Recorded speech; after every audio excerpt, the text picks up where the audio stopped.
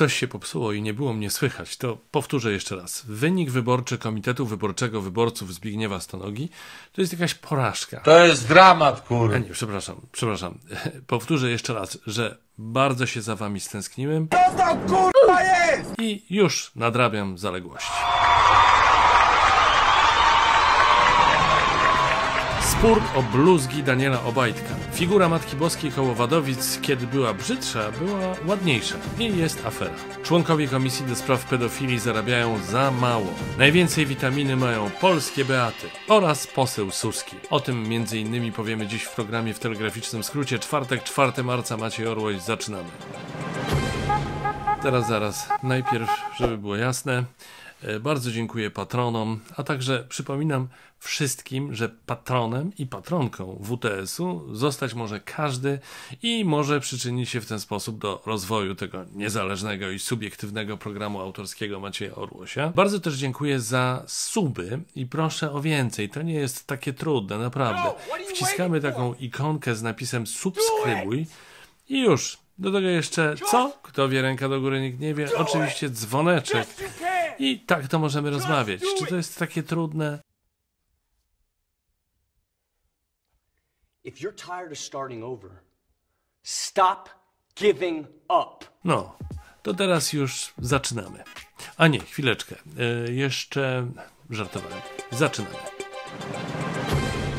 To nawiązanie do Zbigniewa Stonogi nie było przypadkowe. Skojarzył mi się po prostu z Danielem Obajtkiem, bo pan Zbyszek też słynie, jak wiadomo, z bardzo nieparlamentarnych wypowiedzi, których słowa na K, J czy P padają dość często. Stonoga próbował wejść do wielkiej polityki, ale się nie udało, choć to chyba akurat nie wulgaryzmy temu zapobiegły.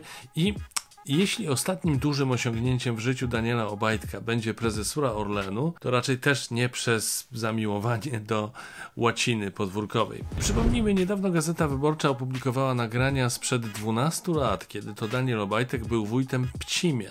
Oprócz bluzgów, na nagraniach słychać także, jak zarządza spółką TT Plast, czego jako samorządowiec robić nie mógł.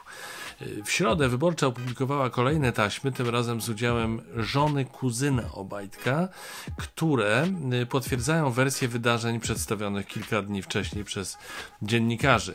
Wiadomo, że Obajtek to kolejny po Morawieckim złoty chłopiec PiS-u, który już jest namaszczany na stanowisko szefa rządu. Nic dziwnego, że kiedy taśmy kilka lat temu trafiły do prokuratury, to ta zamiotła sprawę pod dywan. To znaczy, to oczywiście jest dziwne, ale ponieważ żyjemy w Polsce PiS, to nie jest dziwne. Czyli jest dziwne, ale nie jest dziwne, bo już właściwie niczemu nie możemy się dziwić. Jak na doniesienia wyborcze zareagowała nasza kochana Władzunia? Podkreślano, że to osobisty atak na Obajtka i do tego niemoralny, bo prezes Orlenu cierpi na zespół Touretta. To miało rzekomo tłumaczyć, że o swoim wuju mówił per brudna pała, a firmie niezadowolonej z materiałów dostarczonych przez TT Plast, że szuka, cytuję, chuj do dupy i tym podobne. Polskie Stowarzyszenie Syndromu Touretta wydało w tej sprawie oświadczenie, w którym informuje, że jeśli w wypowiedzi osoby dotkniętej tą przypadłością pojawiają się spowodowane nią przekleństwa, to są wyrwane z kontekstu i nie mają merytorycznego związku z treścią wypowiedzi. Nie trzeba próbować czytać między wierszami, żeby zauważyć, że bluzgi Obajtka miały związek merytoryczny. Zatem, Wysoki Sądzie, można wnosić, że pan prezes jest po prostu wulgarny. Ale co jest najważniejsze? Chuj z tym, że jest wulgarny i gówno mnie to obchodzi, czy używa kurw jako przecinków w zdaniu. O, widzicie? Ja też rzuciłem mięsem i nic to nie zmieniło w istocie mojej wypowiedzi. A to, że PiS na sztandary wziął bluzgi Obajtka, to tylko odwracanie uwagi od prawdziwego problemu, który ujawniła Wyborcza, że prawdopodobnie Obajtek kierował w sposób nieoficjalny firmą, czego zabraniały mu przepisy o samorządzie terytorialnym, że kłamał w tej sprawie w sądzie i że prokuratorzy wiedzieli o tym, ale temat olali. Nie pierwszy raz zresztą wychodzą na jaw nagrania rozmów prominentnych działaczy PiS. Jakiś czas temu pojawiły się, jak pamiętacie, taśmy Kaczyńskiego dotyczące podejrzanych działań w sprawie budowy wieżowców w Warszawie przez spółkę Srebrna. Na słynnych taśmach kelnerów nagrany był Morawiecki, mówiący o pracy za miskę ryżu.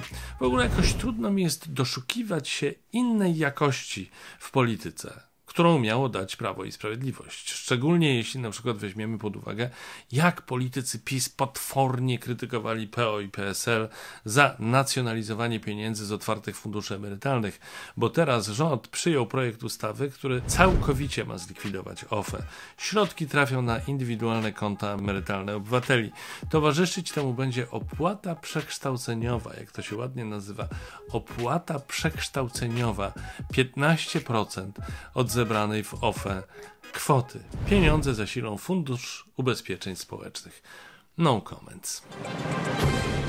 W ogóle mam wrażenie, że mnóstwa rzeczy, których się czepiał PiS poprzedniej władzy, tak samo nie potrafi naprawić, a jeszcze je próbuje bardziej spartolić.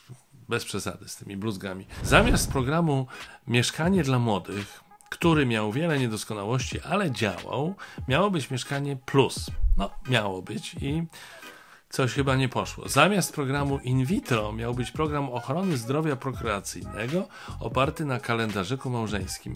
Wydano miliony, a skutki są takie, że go zamknięto, bo nie przyniósł efektów. Miało nie być brutalnego tłumienia protestów, jak strzelanie z broni gładkolufowej do górników w czasach PO.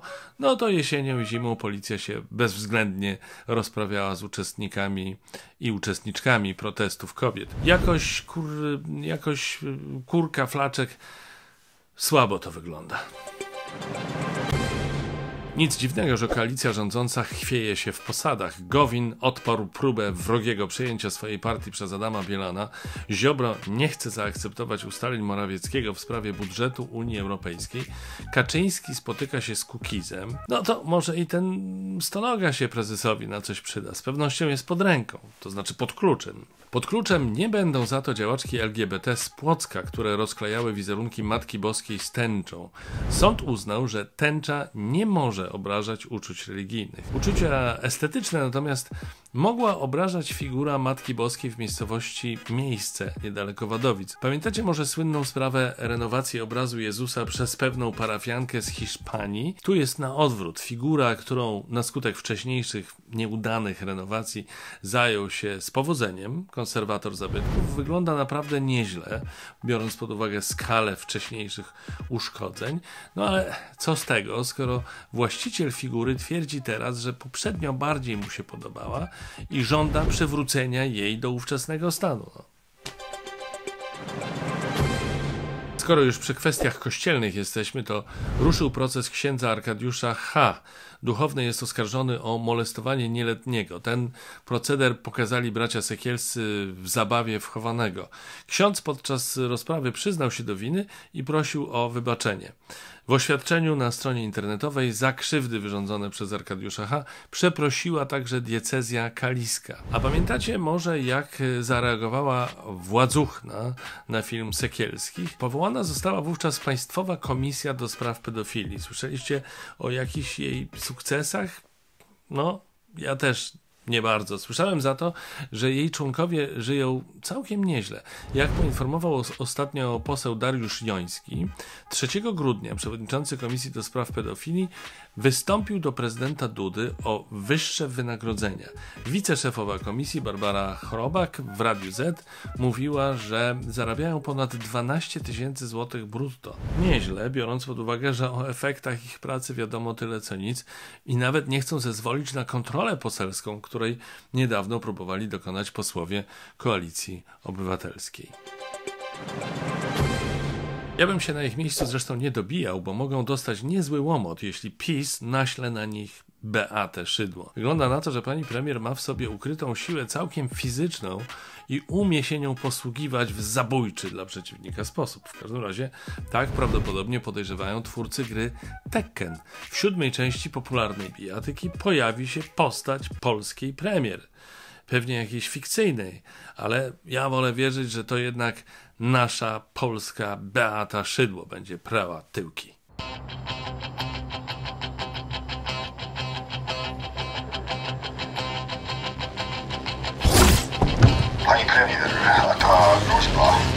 Muszę wygrać w imię wszystkich Polaków. A propos prania tyłków, to niedawno inna polska Beata nieźle sprała tyłki europejskim lewakom z Parlamentu Europejskiego. W Brukseli odbyło się wysłuchanie na temat wyroku Trybunału Konstytucyjnego w sprawie prawa aborcyjnego w Polsce. Liderka strajku kobiet, Marta Lempart, mówiła, że dochodzi do ataku polskiego rządu na prawa kobiet. Wypowiedział się ambasador RP przy Unii, Andrzej Sadoś.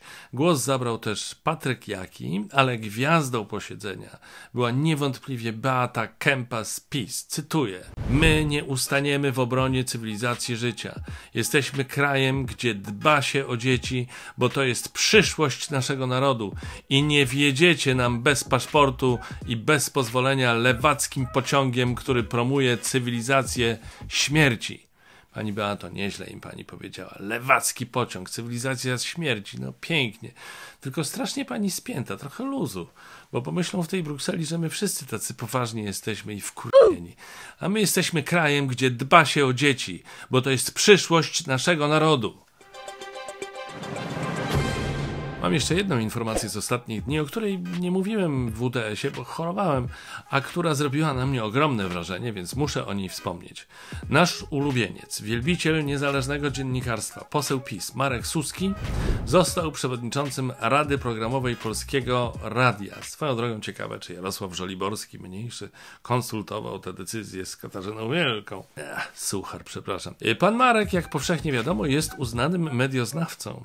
A czy to słuszne, że czynny polityk stoi na czele Rady Programowej Polskiego Radia? A jakie to ma znaczenie? Jak chodzi o to, żeby przejechać się po kimś z PiS, to każdy pretekst jest dobry. Tak argumentował pan poseł Suski, przepraszam.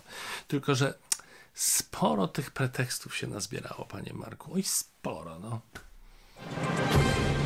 Teraz jest chyba dobry pretekst, żeby powiedzieć wam, co mnie ostatnio zafascynowało na pudelku. Tak, leżałem sobie powalony chorobą i od czasu do czasu przeglądałem plotkarskie portale, na przykład Pudelka. No i zobaczcie, co tam znalazłem.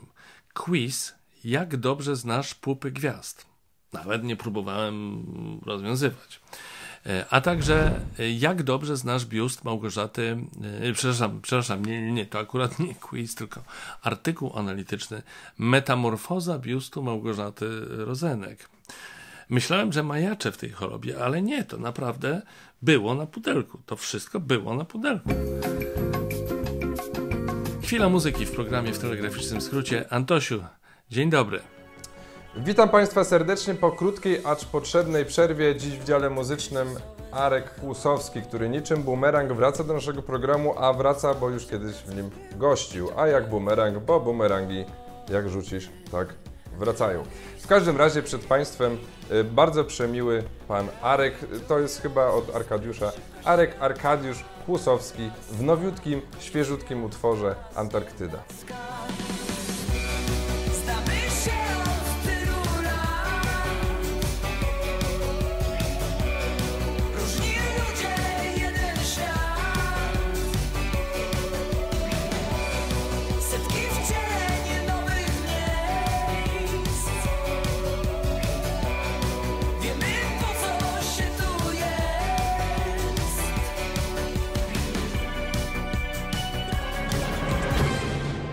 To tym razem wszystko. Cieszę się, że mogliśmy się zobaczyć po krótkiej przerwie. Przepraszam was za mój głos, taki jest nieswój, czuję to i słyszę. Dziękuję za wszystkie wyrazy wsparcia i sympatii. Kolejny program w telegraficznym skrócie już w niedzielę.